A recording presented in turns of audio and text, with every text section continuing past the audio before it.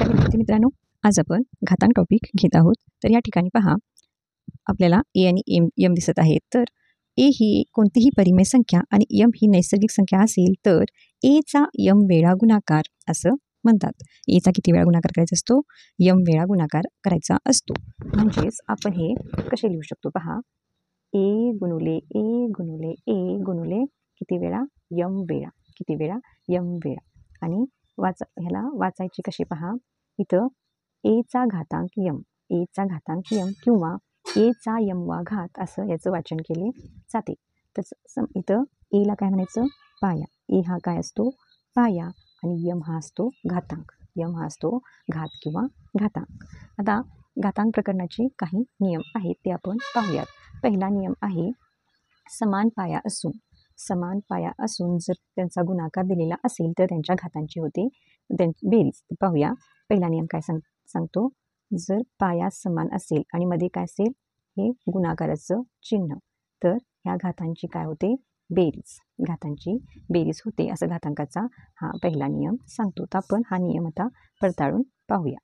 ज्यासाठी आपण एक उदाहरण घेऊया. तर आपण घेऊया बघा, 2चा घातांक 2 आणि 2चा घातांक 3 घेऊया. तर या ठिकाणी आपण दोन्ही प्रकारे हे उदाहरण सोडून पाहणार आहोत. तर पहा, याप्रमाणे पाहूयात, एचा घातांक यम अधिक यन याप्रमाणे काय होणार आहे? तर 2चा घातांक 2 अधिक 3. नंतर बघा, म्हणजेच 2चा घातांक किती झाला? 5. आता आपण मागे म्हटल्याप्रमाणे एचा यम वेळा गुणाकार, म्हणजे आता इथं 2चा किती वेळा गुणाकार? 5 वेळा गुणाकार. 2 गुणुले 2 गुणले 2 गुणले 2. तर पहा, 2 दुनी 4, 4 दुनी 8, 8 दुनी 16 आणि 16 दुनी 32. याचं उत्तर येणार आहे 32. आता आपण सेपरेट करून पाहूया की 2चा 2 वेळा गुणाकार किती होतो? पहा, 2चा 2 वेळा गुणाकार आणि 2चा 3 वेळा गुणाकार. आता एकदा आपण 2चा 2 वेळा गुणाकार लिहूयात. 2चा 2 वेळा गुणाकार किती येतो? 4. आणि 2चा 3 वेळा गुणाकार किती येतो? 8. आणि 8 जो किती येतात? 32. म्हणजे घातांकाचा पहिला नियम इथं लागू पडतो. तर घातांकाचा पहिला नियम काय सांगतो? जर समान पाया असेल आणि त्यांचा गुणाकार दिलेला असेल तर त्यांच्या घातांची बेरीज होते. हा पहिला नियम आहे घातांकाचा. तर आपण घातांकाचा दुसरा नियम पाहूयात.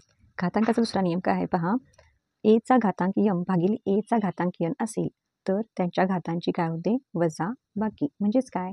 पाया समान असून त्यांचा भागाकार असल्यास अंशाच्या घातातून छेदाचा घात वजा केला जातो. आपण याच्यावरचं एक उदाहरण पाहूया, म्हणजे तुमच्या लक्षात येईल. पहा, या ठिकाणी एक्सचा घातांक 5 भागिले एक्सचा घातांक 12 आहे. तर नियमानुसार काय होणार आहे? त्या अंश आणि छेदाच्या घातांची काय होणार आहे? वजा बाकी. तर म्हणून इथं काय आला? एक्सचा घातांक 5 वजा 12 आणि उत्तर येईल एक्सचा घातांक वजा 7. कारण मोठ्या संख्येचे चिन्ह द्यायचे असते. इथं बेरजेचे चिन्ह आहे ते लिहित नाहीत, तर यांची इथं या ठिकाणी काय होणार आहे? वजा बाकी आणि मोठ्या संख्येचं इथं चिन्ह येणार आहे. त्यामुळे याचं उत्तर येणार म्हणजे एक्सचा घातांक 5 भागिले एक्सचा घातांक 12 याचे उत्तर येणार आहे एक्सचा घातांक वजा 7.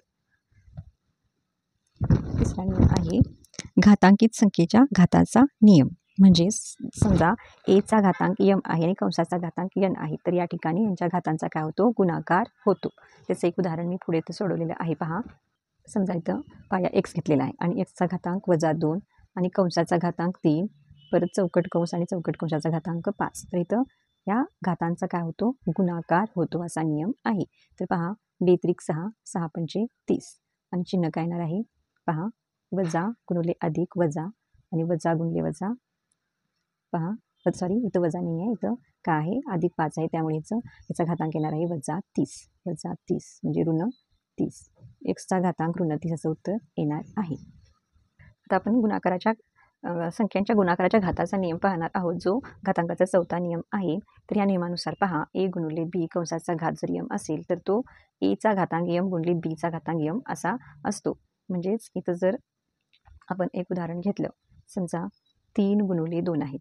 किती आहेत? 3 गुणुले 2 आणि कंसाचा घातांक आहे 5. कंसाचा घातांक आहे 5. तर या नियमानुसार ते काय होणार? ह्या 3चा घातांक 5 गुणुले 2चा घातांक पण काय येणार? 5. 2चा घातांक पण 5. अशा प्रकारे या नियमानुसार हा घातांकाचा सेपरेट दोन्हीला समान येतो. आता आपण अंश व छेदाच्या रूपात, म्हणजेच काय होते तर ए अंशछेद बी या रूपातील संख्येच्या घातांचा नियम आपण पाहणार आहोत. तर या ठिकाणी पहा ए अंशछेद बी कंसाचा घातांक आहे यम, तर त्याचं सेपरेशन कसं होतं एचा घातांक यम छेद एचा घातांक एचा घातांक यम छेद बीचा घातांक यम असं त्याचं काय होतं एक्सपान्शन होतं. तर या ठिकाणी पहा आपण एखादं उदाहरण घेऊयात. तर समजा इथं आपण घेतले 7/9 आणि याचा घात घेतला 5. किती घेतला 5. तर हे कसं होणार आहे तर ह्या अंशाचा घातांक 5 छेदाचा घातांक 5 अशा प्रकारे हा संख्यांच्या काय आहे हे अंशछेद रूपातील याचं काय आहे एक्सपान्शन आहे बघा. घातांकाचा 6वा नियम पहा जर घात ऋण असेल आणि तो जर छेदस्थानी नेला तर त्याचं काय होतो तो घात धन होतो. हे या नियमानुसार स्पष्ट होते. पहा इथं पहा एचा घातांक वजा यम बरोबर याचाच काय होणार आहे 1/छेद एचा घातांक यम, म्हणजे इथं काय होते चिन्ह बदललं जातं. एखादं उदाहरण पाहू आपण ह्या नियमानुसार. तर 6व्या नियमानुसार पहा 6व्या नियमानुसार जर आपण घेतलं समजा 3चा घातांक वजा 2 3चा घातांक वजा 2 तर याची फोड कशी होणार आहे 1/छेद 3चा घातांक धन, म्हणजे धन 2 येणार आहे. हे चिन्ह काय आहे बदलणार आहे. ऋणाचं काय होतं धन. पुढे पहा शून्य घातांक असलेल्या शून्येतर परिमेय संख्येची किंमत काढण्याचा हा नियम आहे. म्हणजे इथं ए बरोबर 0 नसायला पाहिजे, म्हणजे पाया 0 नसायला पाहिजे. आणि जर त्या ए बरोबर 0 नसेल आणि त्या कोणतीही जी परिमेय संख्या असेल आणि त्याचा जर घात 0 असेल तर त्याची किंमत नेहमी 1 येते. उदाहरणार्थ इथं दिलेलं बघा 95चा घात किती आहे 0 बरोबर त्याची किंमत आलेली आहे 1. तर हा शून्य घातांक असलेल्या परिमेय संख्येची किंमत काढण्याचा घातांकित नियम आहे. कोणतीही संख्या दिली आणि जर घात त्याचा 0 असेल तर त्याचं किंमत 1च येणार आहे. आता आपण घातांचा आणखीन एक नियम पाहणार आहोत. पहा बी अंशछेद एचा घातांक यम, तर हे कसं लिहिलं जातं बी गुणिले एचा घातांक ऋण यम. ह्याचं एक उदाहरण पाहूया. समजा बी बरोबर आहे 5 आणि एक्स बरोबर आहे ए बरोबर आहे एक्स आणि त्याचा घात आहे -3.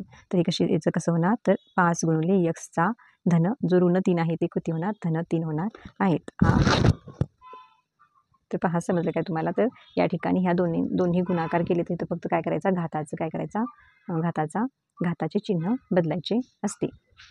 अशा प्रकारे आज आपण घातांकाचे काही नियम पाहिले आहेत. तुम्ही नोट डाऊन करून घेऊ शकता. पहा मी इथं तुम्हाला एकत्रित लिहून दिलेले आहे. आता हा जो नियम अजून मी सांगितला नाही तो हा आणि हा. तर पहा याचा अर्थ होतो की पाया ऋण आणि वर्गसंख्या जर सम असेल तर त्याचे उत्तर धन येते. म्हणून या ठिकाणी ऋण 7चा वर्ग 49 आलेला आहे.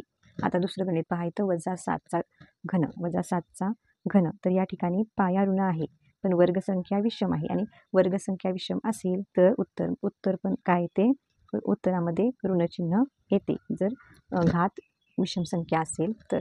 अशा प्रकारे आज आपण हे घातांकाचे नियम अभ्यासलो आहोत. तर तुम्हाला व्हिडिओ आवडला तर लाईक करा, तुमच्या मित्रमैत्रिणींना शेअर करा आणि जर चॅनलला नवीन असाल तर चॅनलला सबस्क्राईब करून ठेवून बेल आयकॉनचं बटन प्रेस करायला विसरू नका. बेल आयकॉनचं बटन प्रेस केल्यानंतर ऑल ह्या बटनवर काय करायचं आहे क्लिक करायचं आहे जेणेकरून मी नवीन व्हिडिओ अपलोड केल्यानंतर त्याची नोटिफिकेशन तुम्हाला सर्वात आधी मिळून जाईल. थँक्यू.